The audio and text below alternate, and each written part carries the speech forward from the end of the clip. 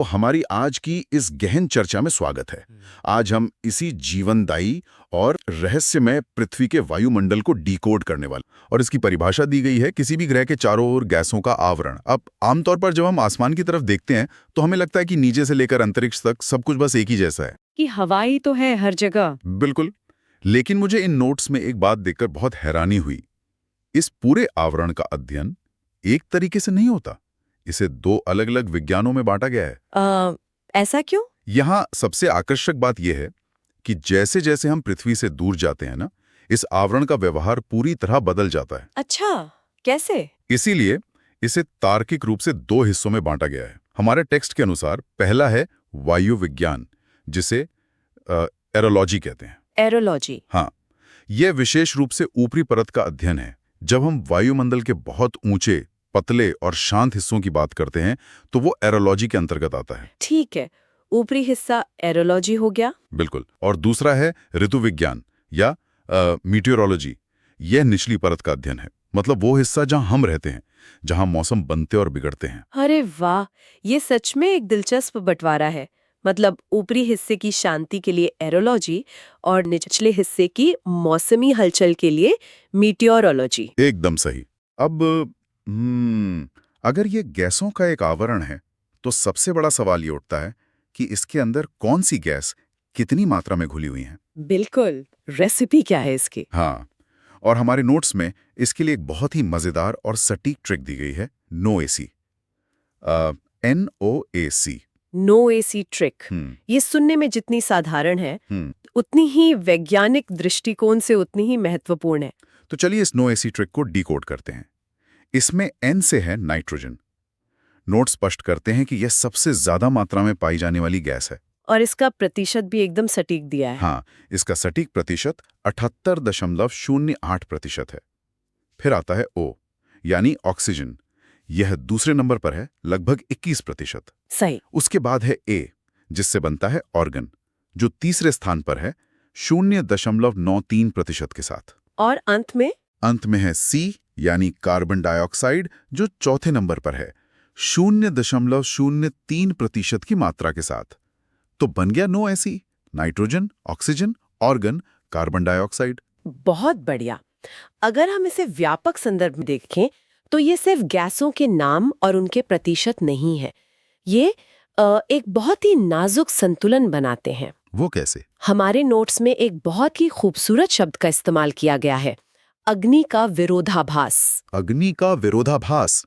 मुझे लगता है ये ऑक्सीजन और नाइट्रोजन के स्वभाव को लेकर है। सही कहा? बिल्कुल सही पकड़े।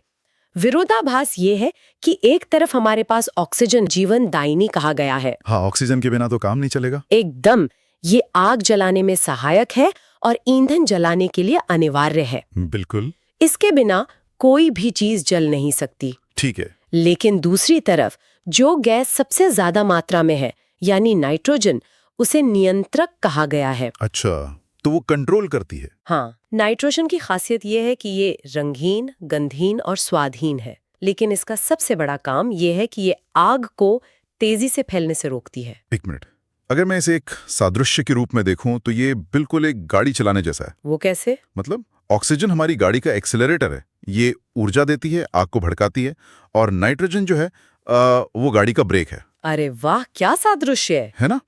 अगर वायुमंडल में सिर्फ ऑक्सीजन होती तो शायद एक छोटी सी चिंगारी से पूरी दुनिया में पल भर में बेकाबू आग लग जाती, लेकिन नाइट्रोजन उस आग को नियंत्रण में रखती है। एकदम सटीक सादृश्य है। एक्सेलरेटर और ब्रेक का यही संतुलन पृथ्वी पर जीवन को संभव बनाता है। नाइट्रोजन चुपचाप बिना किसी रंग या गंध के ऑक्सीजन की आक्रामकता को संतुलित करती रहती है। यहाँ ये बात बहुत ही दिलचस्प हो जाती है, क्योंकि हमारे नोट्स सिर्फ इस बात पर नहीं रुकते कि कौन सी गैस कितनी है। हाँ, वे गैसों के वजन की भी बात करते हैं। बिल्कुल, वे इस बात पर जोर देते हैं कि गैसों का वजन उनके काम और उनकी जगह को कैसे तय करता है।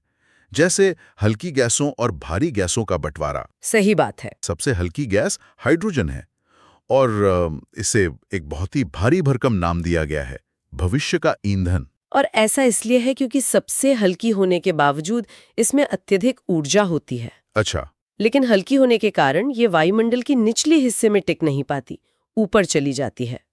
इसके विपरीत हमारे नोट्स भारी गैस का भी जिक्र करते हैं, और वो है कार्बन डाइऑक्साइड। तो भारी होने का मतलब है कि गुरुत्वाकर्षण इसे नीचे खींच कर रखेगा, है ना? बिल्कुल। नोट्स स्पष्ट रूप से बताते हैं कि भारी होने के कारण कार्बन डाइऑक्साइड निचली परत में पाई जाती है ठीक है। और यहीं पर इसका सबसे महत्वपूर्ण कार्य सामने आता है। ये हरित गृह प्रभाव के लिए जिम्मेदार है। ये गैस पृथ्वी से टकराकर वापस जाने वाली गर्मी को रोक लेती है। मतलब ये कंबल की तरह काम करती है। एकदम सही। और इसके साथ ही नोट्स में एक और गैस का जिक्र है, ऑर्गन, जिसका उपयोग मुख्य रूप से विद्युत उपकरणों जैसे बल्ब और ट्यूबलाइट में होता है। हाँ, ये भी एक महत्वपूर्ण जानकारी। तो एक काम करते हैं, इस पॉइंट पर हम सुनने वालों के लिए एक रैपिड फायर रिवीजन करते हैं, हाँ। ताकि ये फैक्ट्स बिल्कुल दिमाग में छप जाए। बिल्कुल, शुरू कीजिए रैपिड फायर। तो मैं सवाल पूछूंगी और आप क्विक आंसर्स दीजिएगा। Done. Okay. So future fuel किसे कहते हैं? हाइड्रोजन को। परफेक्ट। ट्यूबलाइट और बल्ब में कौन सी गैस होती है? आर्गन। हमारे वायुमंडल में सबसे ज्यादा मात्रा वाली गैस? कंट्रोलर गैस यानी नाइट्रोजन। और ग्लोबल वार्मिंग या ग्रीन हाउस इफेक्ट के लिए कौन जिम्मेदार है?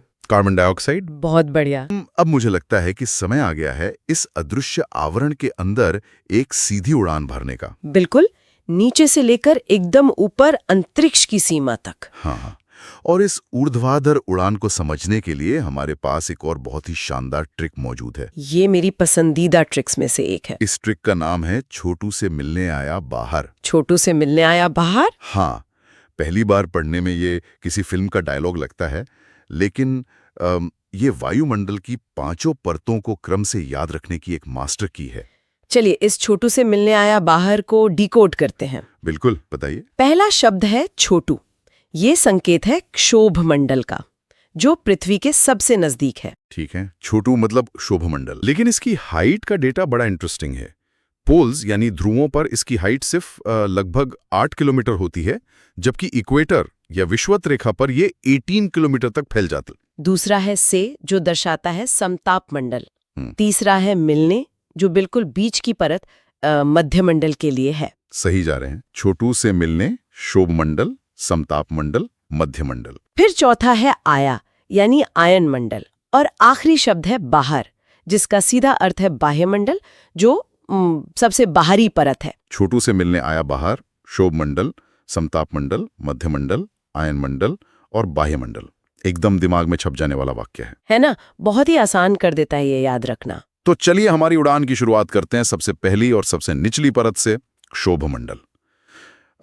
हमारे चार्ट्स के अनुसार यह पृथ्वी की सतह से 0 से 18 किलोमीटर तक फैला है। हाँ, ये सबसे सघन परत होती है और इसे संवहन मंडल भी कहा जाता है।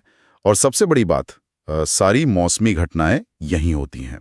बादल, आंधी, वर्षा, बिजली कड़कना, ये सब इसी छोटू यानी क्षोभमंडल के अंदर हो रहा है। इस एक क्षोभ मंडल के हिस्से में एक बहुत ही महत्वपूर्ण वैज्ञानिक तंत्र का जिक्र हमारे नोट्स में है, तापमान गिरावट। तापमान गिरावट। हाँ, जैसे जैसे हम इस परत में ऊपर जाते हैं, तापमान कम होता जाता है। एक सेकंड, मुझे थोड़ा पुशबैक देने दीजिए। आमतौर पर हम सुनते हैं कि गर्म हवा हल्की होती है और ऊपर उठती है। हाँ, लोग ऐसा ही सोचते हैं। तो फिर जैसे जैसे हम ऊपर जा रहे हैं, तापमान गिर क्यों रहा है? हमारे नोट्स इसका क्या आंकड़ा देते हैं? नोट्स एक बहुत ही सटीक आंकड़ा देते हैं। वो बताते हैं कि प्रति 165 मीटर की ऊंचाई पर 1 डिग्री सेल्सियस तापमान की गिरावट होती है। प्रति 165 मीटर पर 1 डिग्री। लेकिन ऐसा होता क्यों है? इसका कारण ये है कि क्षोभ मंडल मुख्य रूप से सीधे सूरज की किरणों से गर्म नहीं होता। अच्छा, तो फिर किससे होता है? बल्कि पृथ्वी की सतह जो गर्मी सोख कर वापस छोड़ती है ना, संवहन के जरिए उससे गर्म होता है। ओह, समझ गया। दूर यानी जितना ऊपर जाएंगे तापमान उतना ही कम होता जाएगा। हाँ, इसीलिए पहाड़ों पर इतनी ठंड होती है।